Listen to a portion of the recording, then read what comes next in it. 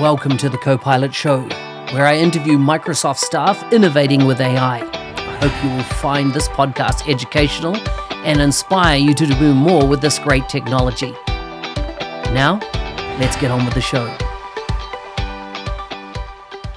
In this episode, we'll be focusing on PowerCat Live. How do they do it? What's the tech behind the scene? And how does Phil know when to talk to the audience? Today, we have guests from both the US and Spain on the call. Phil is a principal program manager at Microsoft Power Platform Customer Advisory Team. That's where the word cat comes from. And Simo is the founder of One Man Shot. You can find links to their bios in the show notes for this episode. If you want to get in touch with either of them, their social media, etc., will be available. Welcome to the show, Phil and Simo. Thanks. Nice to be here again. Thank you, Mark. Good to have you back, Phil. It has been episode 246 was the last time you were on air with me. So that's about 3 years ago. I like that you count time in episodes. The rest of us use months and years. You use episodes.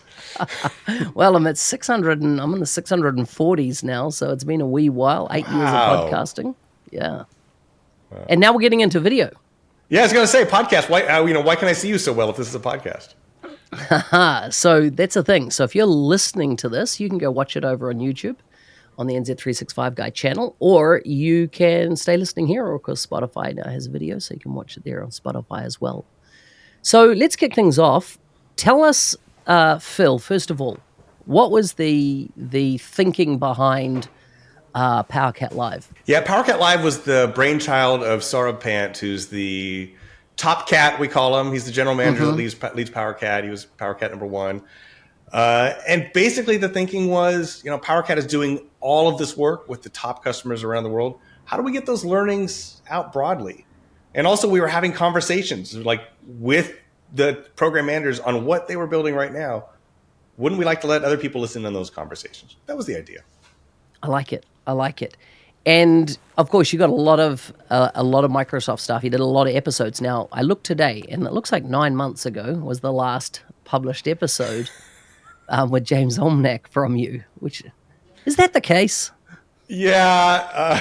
Simo also says, when is the next episode coming? More are coming. We've got, I think, 5 that we're editing right now. One we recorded yesterday. More are coming. Took a little hiatus working on a different project that Simo is hinting to with this t-shirt. Awesome. Okay, makes sense. Life gets busy. Now, one of the feedback I have, or some of the feedback I've heard from the community, is that they love the way your setup works, right? They love the way, there's times that you can talk to the camera or talk to the audience in your setup. Simo, of course, is the editor. We're going to get his view on things, but talk me through how your rig is set up, how your environment's set up. How did you work with Simo to get to where you are? How did you find Simo in the first place? Was it another Microsoft staff member that introduced you? So there are a lot of questions there. Yeah, and so you're describing the rig now. If you go back to look at PowerCat Live number 1, it's me looking off of a camera, the one on my laptop. It's very painful to watch. And then through a lot of practice, but then getting introduced to Simo, his brother Mehdi is one of the founding members of PowerCat. And Simo does a lot of other stuff for the team besides that. But really his role as producer on that helped make it what it is today, right? Like the idea of the side cam, which I don't have today because it's your audience, so I can't talk to them. But talking to the audience through that, the setup with the teleprompter and the digital SLR and the 3 lights and all that was all Simo, just making it better every time we recorded one. I like it. Simo, when you kind of work with a new customer like this, what are the kind of things that you like to get in place and get set up to start with? Like Phil, you mean? Yeah, like Phil. Yeah, like a raw piece of clay that's a little bit dried out that you really need to mold into something useful. No, I think Phil was ready for the show. I just came with some tips, just to have improve the lighting, improve the image quality, the way to record the video, to record like locally and don't just count on Riverside compression. And that's just my expertise on making video and bringing that to online video production. So that was the thing with Phil. So you just mentioned Riverside. And so Riverside is the software that I've used for the last 3 years for recording. How long have you guys have been using Riverside to do the recording of your sessions, as in part of the recording of your sessions? A couple of years? Probably about 2 years. Yeah. So we were the first user of Riverside, I guess. Yeah. They used to reach out to us. Yeah. Because Oh, I was that's awesome. looking for a solution to record remotely. I was working on documentary at that time, and the COVID hit. I was looking for a way to keep recording my movie. Yeah. And I was looking for a solution. I found I found Skype, Teams, and then I found Riverside, and it was like the only solution I found online. So can you explain why Riverside is so good for remote-based recording? I think just because we have the ability to record locally and then to upload that. The idea behind it's simple. We don't have this this compression that we have in real-time recording. So you have like kind of buffering. That's recording locally and then uploading. That's it. So we don't lose quality. So it's brilliant idea to do Perfect. it like this. And I will say, Mark, like we do use Riverside in our recordings, but like this is Simo always pushing us to get better. We're also recording locally on the camera, the same one that's feeding Riverside. This mic is recording Riverside. I've got one here that is recording to the camera. Or like everything is in duplicate. So if something fails, we still get that video out the other. Awesome. So you're all taking multiple audio copies of your conversation, and you're also taking multiple camera copies. And so I just want to explain a few things here to the audiences and how they think about their setup. With Riverside, because everybody that is on camera, or if they share their desktop, so their screen to illustrate something, that is all being recorded as a separate file, not only audio, but also video separately on their local hard drives of their computer. And then, as Simo said, it gets buffered up to the server in the next 45 to 60 seconds. So what it means is that if the internet stretches you, if latency enters your connection at that time, you don't lose that high quality, high definition video because it's so saved to your local disk. It's sitting in cache of your browser, and then it gets uploaded to the server. So the key thing, the only gotcha in that process, is that you cannot close Riverside until the upload is finished. Now, that's for using Riverside, but just note here there's a second layer that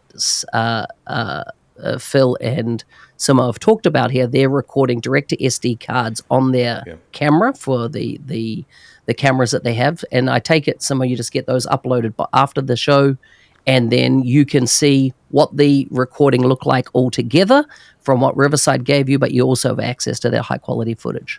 Yeah, and we can also do that without Riverside. I mean, we can use Teams and use smartphones. It's okay, it works. But for the voice,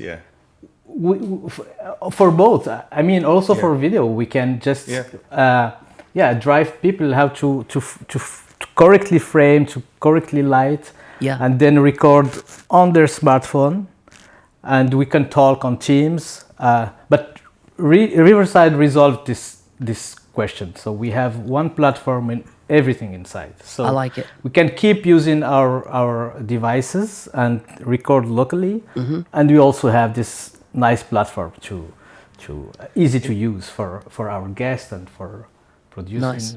Phil. And you mentioned screen sharing. Simo has us do something similar for demos. Like we will share them in Riverside, but we'll usually go back and have them do a 4K recording, and that way Simo can zoom in on it and highlight things and really make it more interactive than just a static demo where something's happening only in the corner of the screen. Yeah. Nice, because it's interesting that just last week Riverside made an update to their platform, and now all screen recording is in high definition and stored locally. So new feature. One thing I'm impressed with Riverside, they're one of those platforms because they've been built in the modern SaaS era. The amount of times people go, "Oh, this is like a go-to meeting," or no, it's not. It's a totally different technology play here. But what I like about Riverside is they keep adding new features. Just got an email this morning with 5 new things that they've added, over the break. And they are amazing things, like the transcription quality that comes out, the ability to edit via, if I make a mistake, let's say I said, hey, Phil was born in 1963, which he was, so it's not a mistake, but let's say he was born maybe a bit more recently, and I made that mistake on air, I don't have to re-record it. I can just go and edit that item of text in the transcript, and it will, using my voice, it will actually use the correct, the fact that he was born at about 1990, it will actually overlay that, and you as an audience would have no idea that edit was made and that correction was made after the fact. So incredibly powerful from a post-production editing point of view. There's a whole bunch of other features like the ability to export clips and for social media promos, things like that from the platform as well that have been added all the time. You can add music beds. I'm just experimenting with that now because I usually have my third-party post-production team do all that type of stuff for me, and I'm wondering how much more of post can actually be done directly in the platform. Will Spotify require you to put a sponsored tag on this ad, Mark, or on this podcast? Spotify? I only use Spotify for some stuff. Sponsored by Riverside. Promoting. No, Riverside. Yeah, I know. Massive promo for Riverside. No, when you posted it, it's sponsored by. Yeah, sponsored by Riverside. No sponsorship. I pay all my fees for using Riverside. Which, just on an aside, I'm just going to bring this up about the MVP program and the value from the MVP program. I just jumped in to look at benefits that Microsoft give MVPs nowadays, and they've gone from there being benefits to there being benefits in the last 12 months, and that they have inlaid into the platform now the ability for you to access a lot of Microsoft licensing for doing this type of stuff. Not with Riverside, I'm not talking about that, but I'm just saying there's a lot of value that Microsoft is building now as part of the MVP program, giving back to MVPs, which I think is absolutely epic. I'm not coming up for MVP renewal, so I'm not trying to do anything. I'm just saying it is massively beneficial in what you can get. The reason I particularly notice it is that I'm listed as a Power Platform MVP, and of course I've been a Dynamics MVP all my life because I started with MS CRM 1.2. This is back in 2003, so we're talking 21 years ago. But I'm no longer a Dynamics MVP. I'm only a Power Platform MVP because I saw the light, but I went to go, I should actually jump into Dynamics sales and do something. And I'm like, I can't claim that because I'm no longer a Dynamics MVP. So it is a bit funny. I digress. Tell us about Phil, one of the things you do is talk to your audience as part of your show. And I want to bring up the nuance of the mobile phone. Simo, you touched on it before. Mm-hmm. Tell us about how that works. Yeah, so we're using Riverside, as you mentioned. I'll usually have a phone sitting here. This was Simo's idea. Off to my right. Mm-hmm. And Simo's like, talk to the audience. Like, I'm usually talking one-to-one to the guest. Yeah. Let the audience know or react or give a reaction shot.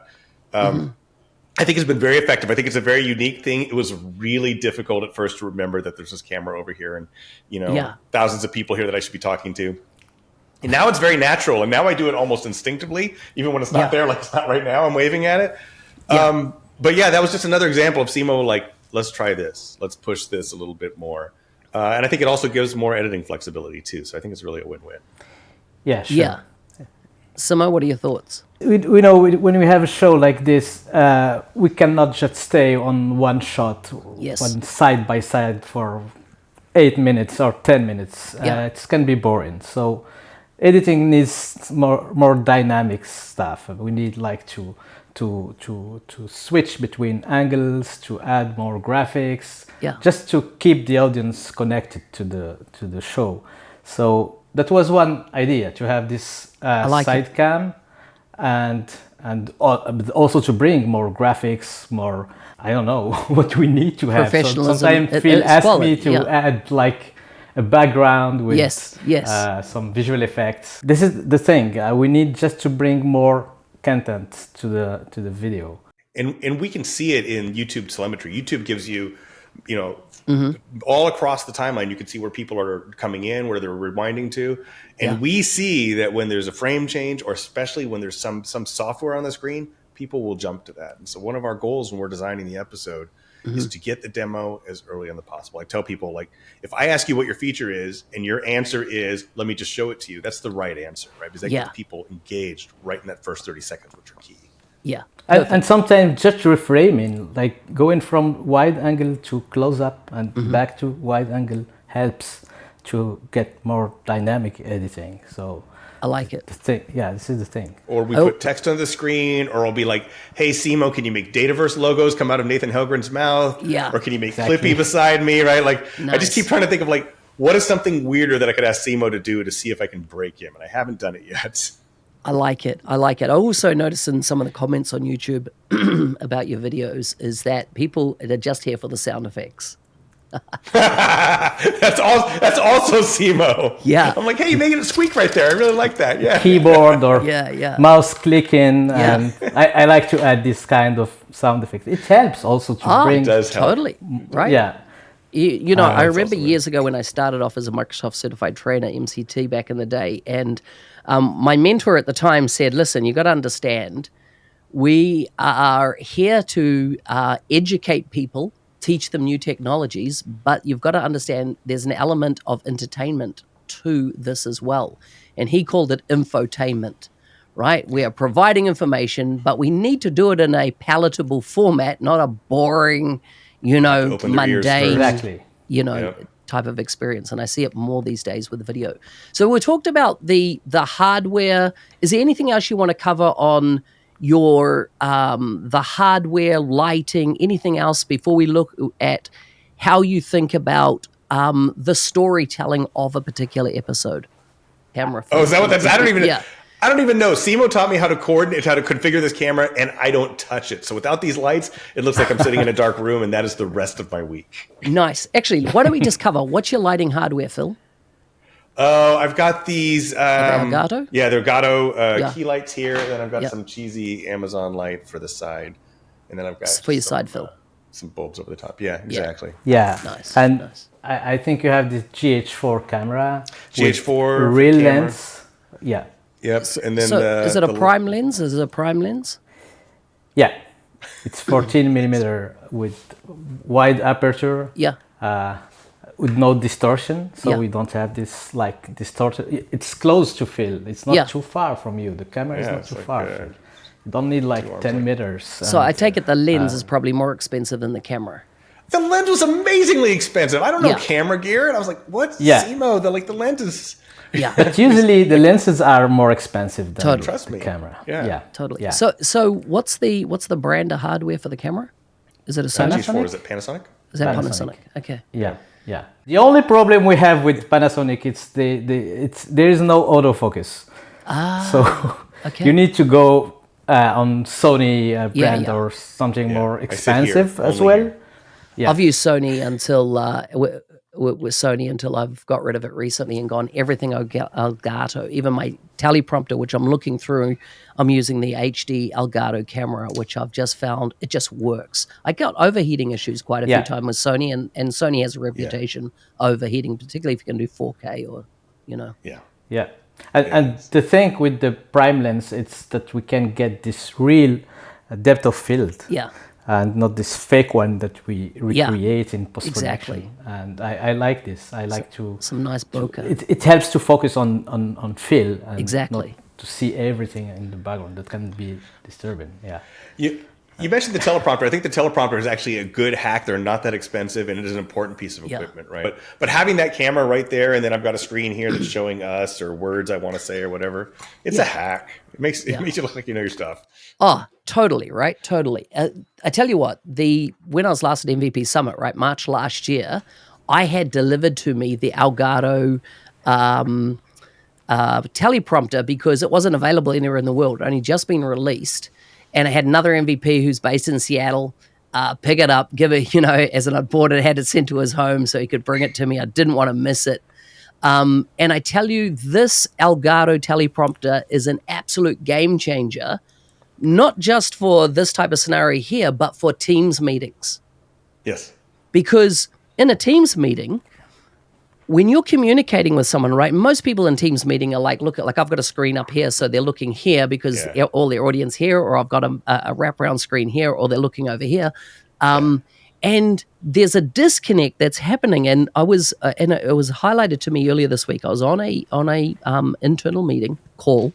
There was 5 of us on the call, and I was saying some pointed stuff that needed to land, that needed to connect. And the thing is, I could see everybody's faces, and I could see straight away, was I getting the connection I wanted, with people? And I cannot overemphasize enough the if you do a lot of work through Teams to get yourself and once again, I'm not sponsored by Elgato in this case, even though my key lights are all Elgato, or my Stream Decks. I've got 2 Stream Decks on my desk, plus I've got a foot Stream Deck underneath my desk. Interesting, what I use that for is if I'm in a conversation and I want to record something, I can just hit a foot pedal and I'll actually start grabbing my screen. If it's like, hey, I needed that information, I needed that screenshot, and it's quite a handy little hack.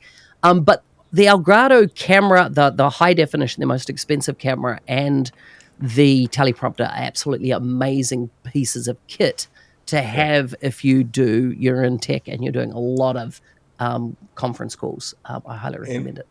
And I use it for the videos too. Like you can see it on the side cam. I have like the talking points that we've discussed ahead of time, so that I could be there and I could scroll up. I'm basically listening. Like, did the person say or talk about everything that they wanted to talk about?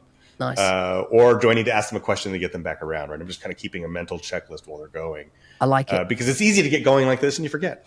So, are you using the script feature inside Riverside to do that on your screen? No, I've got some software. You've got here. some additional software. Yeah, from the Windows Store is like $8. Yeah, but it does a nice semi-transparent kind of overlay, and you can drag it around beautifully. So the Elgato teleprompter has that all built in, and because it's been built as a teleprompter, it has its own screen, about, I don't know, let's say 8 inches across, maybe 10 inches screen on it.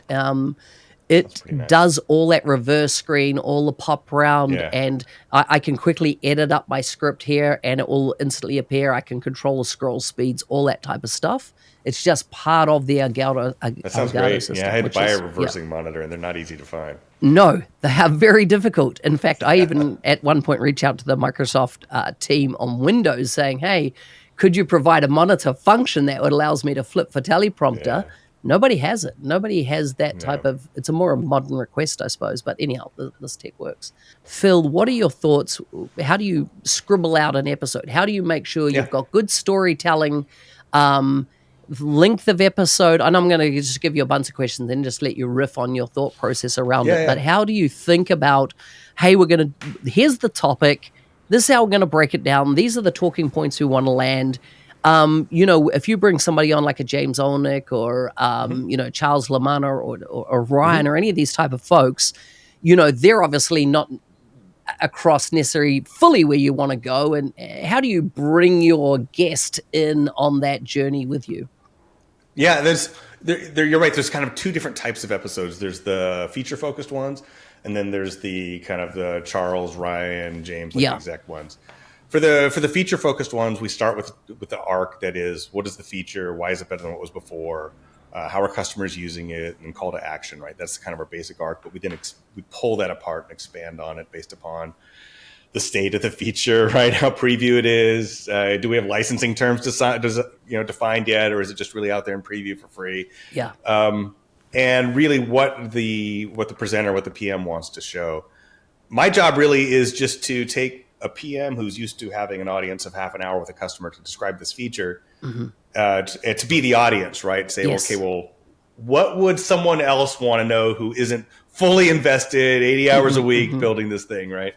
And then try to bring in some of those sort of things and to be the customer, right? Like frequently I'll be like, I'm going to ask you this question, correct me so that we can raise this point, right? Just try to really kind of shape that conversation at a high level. Yeah.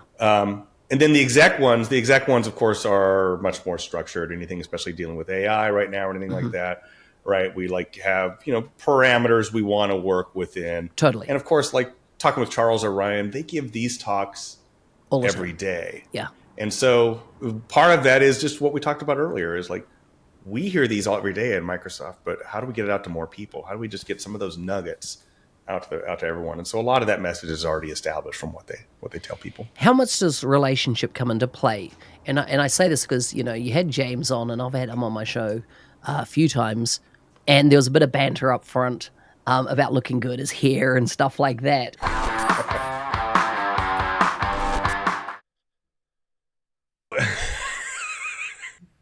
Sorry, I need a haircut. It's stuff like that makes, I feel, these type of things personal. It makes it feel like this is not a hyper-scripted marketing message. We're keeping it real. We're humans here. We're having a conversation. There's kind of that warmth in the communication. I appreciate that. Yeah, no, we work really hard at that. And I mean, we do that for a couple of reasons, not with James, because James is really comfortable, but sometimes we get people who are not used to being on camera. And so we'll do a lot of that banter, or I'll make a mistake or something just to get them a little more comfortable, right? Yeah. And it always gets some gems that we can stick in as well. But also, I mean, these folks, this product team, you've met them. They're really good people. They're very smart people. And so it's just a good chance to sit down and talk about something that we're all passionate about, right? Those moments are genuine. Yeah. Tell me about length of episode and how you think about that, and I'm talking about what comes out in the final cut, and then what went in to get, like, was it 2 hours to get 20 minutes? Like, what are your thoughts? So in our telemetry, in our YouTube stats, we see a clear break at 10 minutes. Like if we look at percentage watch time, we get decreasing returns after 10 minutes. So I used to target 10 minutes. Now I'm targeting 8 or less. Yeah. The idea is it's a movie trailer for a feature. You learn enough to know if it's relevant to you, and you get someplace to go to more, right? So we often cut out a lot of what the PMs will say because it's not just that nugget, right? Just give me enough to move forward with it. Yesterday we recorded, I think, 20 minutes for, this 6 to 8 minutes. Yep. The most we recorded is probably a couple hours to try to cut down. But it depends. And we'll sometimes do second takes on a question or something, give someone another run at it, or if we didn't catch something exactly right. So when you do these, Simo, are you always on the live record? Are you in the producer type mode and going, hey, I need you, let's take that again? Well, I can answer part of that. So Simo is on the line always to make sure that we're everything sounds right. Yep. Everything looks good. Simo, what else do you do to make sure that you get good material to actually make a video? You've got people doing voice memo recordings on their phone. Yeah, I try to get backup.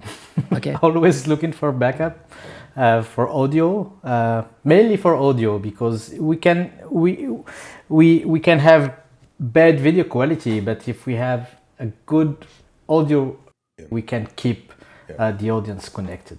I cannot listen to 1 hour of video with bad audio. I leave after 2 minutes. You're a purist. So, I love it. The only thing we do before recording, once Phil send invitation for recording session, I try to reach the guest for a quick technical check. It takes like 10-15 minutes. Yeah. And we do that like days before the recording. Yeah. And it really helps, because sometimes we need just to like change the computer position to have more lighting coming in front of you. Try to have eye contact with the camera, and that helps a lot to be ready for the recording. I like it. To the part of your question about content, Mark, that's what I'm listening for. Like, hey, you said this thing that isn't quite right, or that people misunderstood. Would you please go back and do it again, right? So Okay. So you're listening for that angle. Yeah. Occasionally, we'll have other parties listening in to kind of make sure that we stay on the fast and narrow, depending on the sensitivity of the topic. Yeah, and I was saying before, I've been podcasting now for 8 years, and for that entire 8 years, I am often interviewing Microsoft staff, and I've been waiting for my legal check, on something's been said that shouldn't have been said. And it's crazy. In the 8 years, we have never leaked a NDA thing.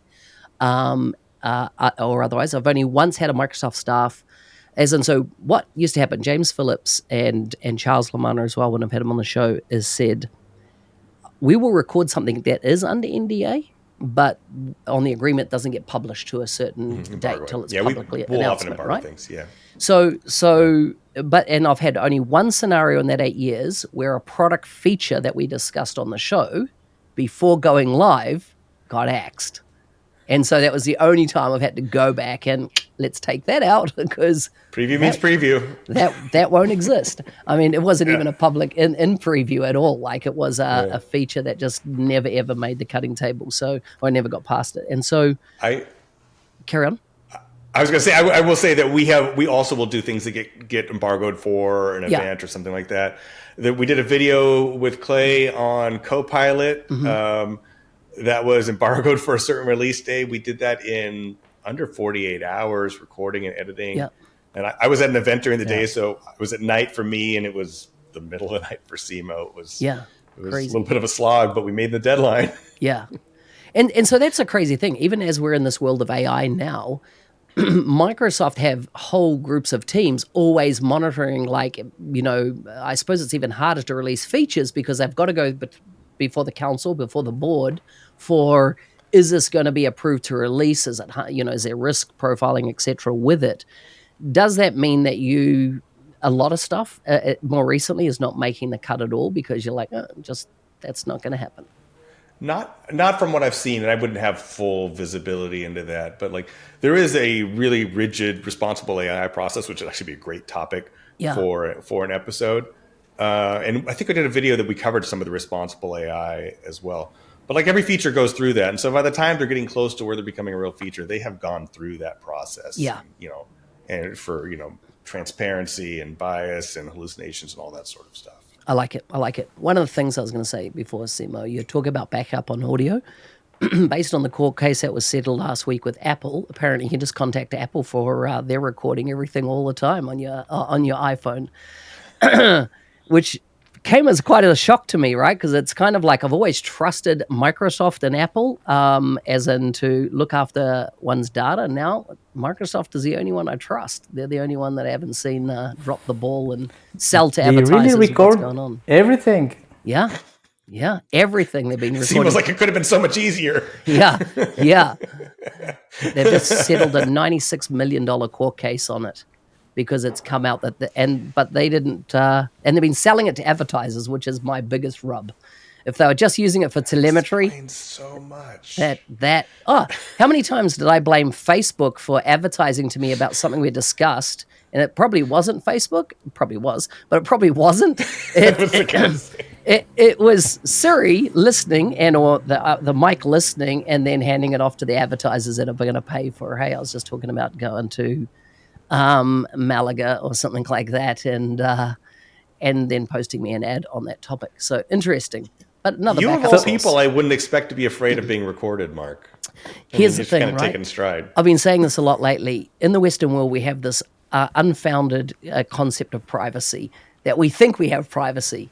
And it's probably not as, the world's not as private as what we think we have, or that privacy is not there. I do suspect that. Tell me. So next time we just have to call Apple for backup. Yeah. Yeah, that's what I was thinking. Yeah. Could have been so easy. That's it. That's it. Might cost you a couple of mil to get somebody to look at it and find your backup, but yeah. And it's there. As we move on, tell us about how much planning, Phil, goes into an episode for you.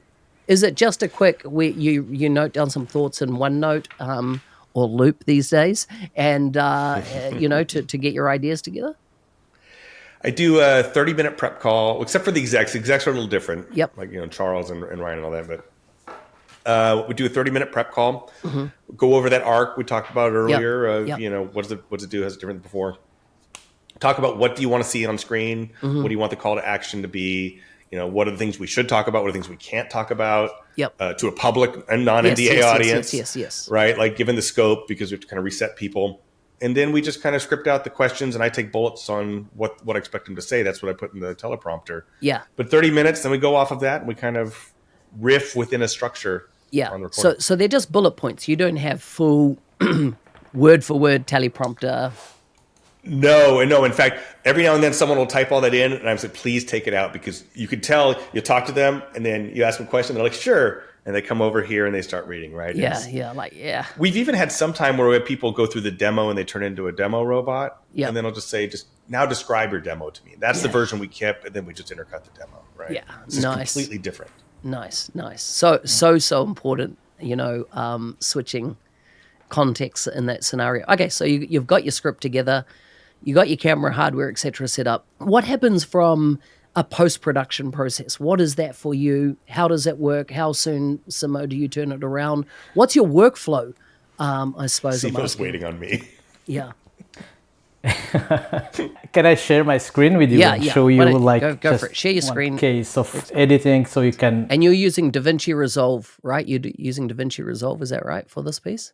Yeah, I love this tool because we have everything inside. We can do motion graphics, VFX, audio mixing, color grading. I have all my editing process inside DaVinci Resolve.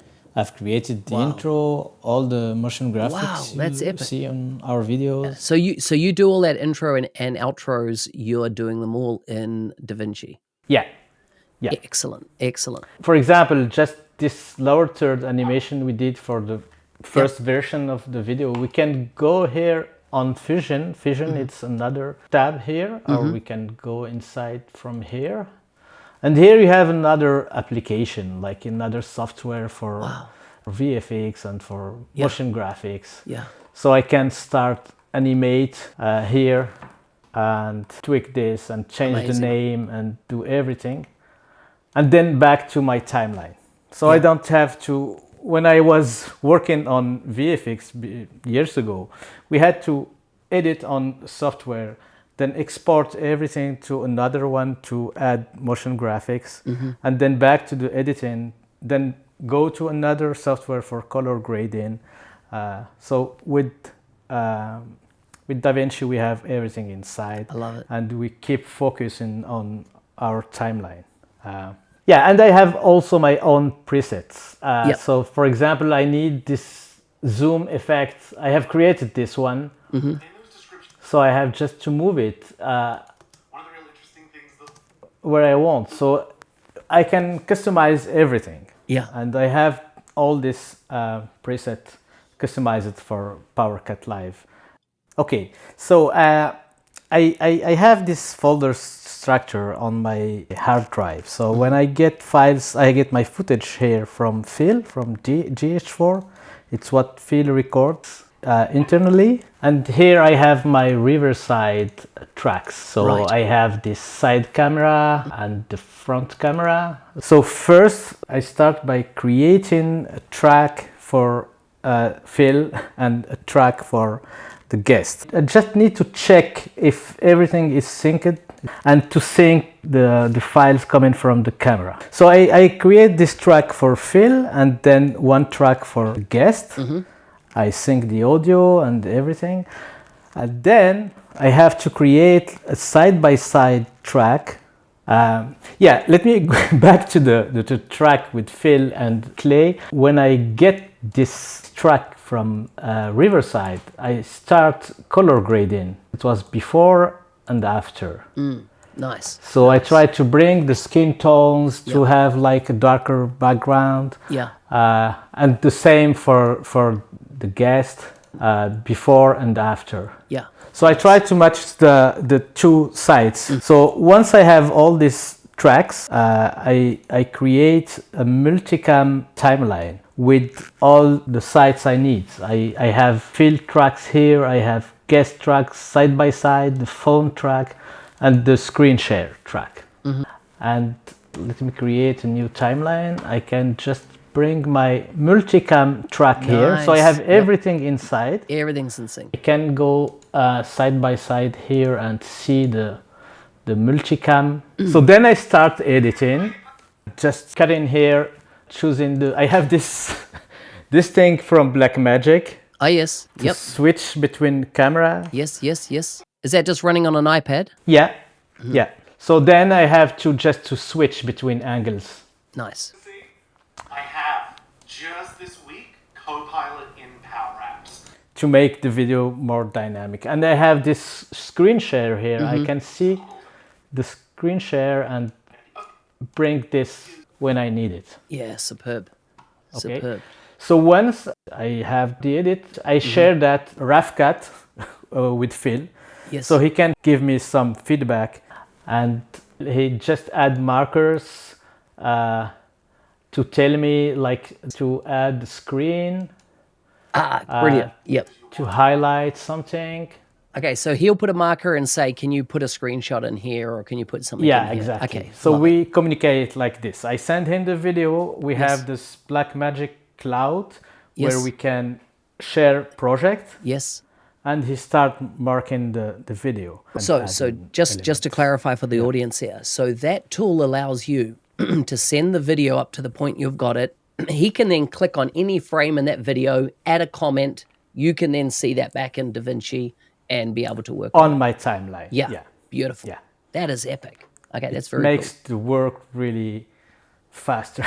Yeah. And And so when you go to export, are you exporting ultimately to go to YouTube, and are you doing it in 4K or 1080p? What are your export formats that you tend to use? I use 1080p for YouTube, mainly, and I have like higher version quality for archiving. I take it you're not publishing to YouTube. Microsoft, somebody internally from there, is then doing the publish to YouTube. Phil is in charge of publishing from Microsoft. So you just I'm- give him I'm not- you give him the raw footage, right? And then The sorry, raw you give footage, him the production the produced footage, and then he handles. yeah, exactly. Yes. The produced footage, and I also have to create the thumbnail for the video. I Okay, just so you do send the him- thumbnail. That's good that you added that little nuance. Now, the other thing is does DaVinci Resolve do the SRT file for you? Right Okay, now, yeah, it's possible. pretty You flexible. can generate subtitles from a timeline from the audio. Yeah. Well, this has been an amazing episode. I really appreciate it. I think we've covered the process. We can see that you make Phil look absolutely amazing. This has been an amazing insight into the crafting of these videos. Thank you so much for coming on the show. It's great being back here. We should do this more often, Mark. Thank you for the opportunity, Mark. Yeah. My pleasure. Thank you, sir. Hey, thanks for listening. I'm your host, Mark Smith, otherwise known as the NZ365 guy. Is there a guest you would like to see on the show from Microsoft? Please message me on LinkedIn and I'll see what I can do. Final question for you. How will you create with Copilot today? Ka kite.